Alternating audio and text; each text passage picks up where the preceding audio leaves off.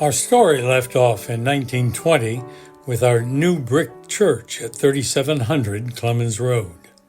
A new board of trustees had been formed in 1917, consisting of Alfred Hunter, G.W. Henshaw, and George Miller.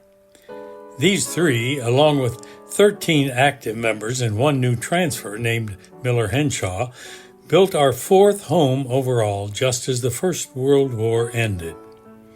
It was our second home at this 3700 Clemens Road location.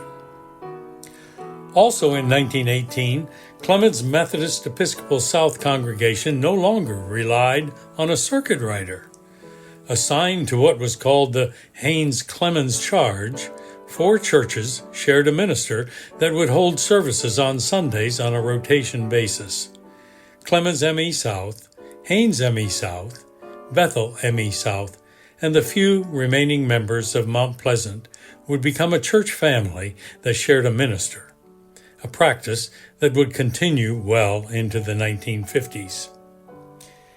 In 1921, William N. Reynolds, brother of R.J. Reynolds, who founded Reynolds Tobacco Company, purchased the area that is now Tanglewood and moved Mount Pleasant Church, which was our second home, down the hill from its current location and repurposed the building as a granary for his farm.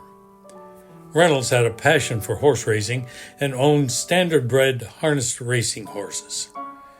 Grain was a major source of feed for his hobby, and Mount Pleasant was the perfect building for storing the grain. In 1951, Mount Pleasant was moved back to its original spot as it was recognized for its historical significance.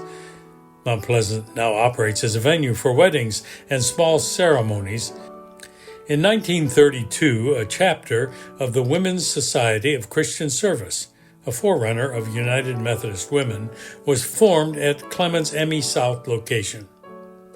The organization fostered spiritual growth and sought to improve the lives of women, children, and youth in the United States and internationally. It's a goal that's still shared today.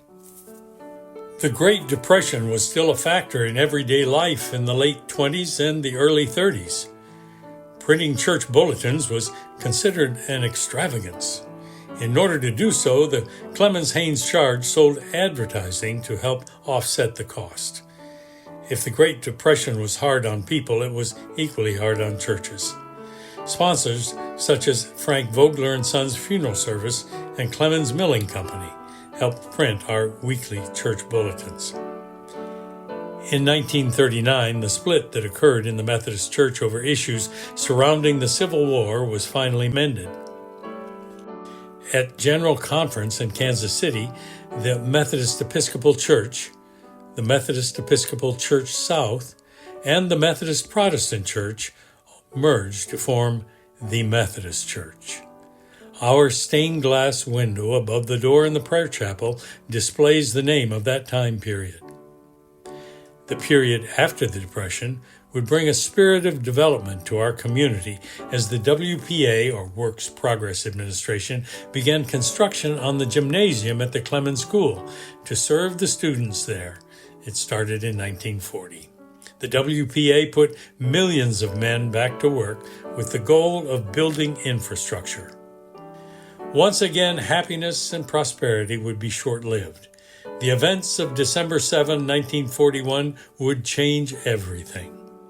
Every city, county, and town joined together to support World War II efforts.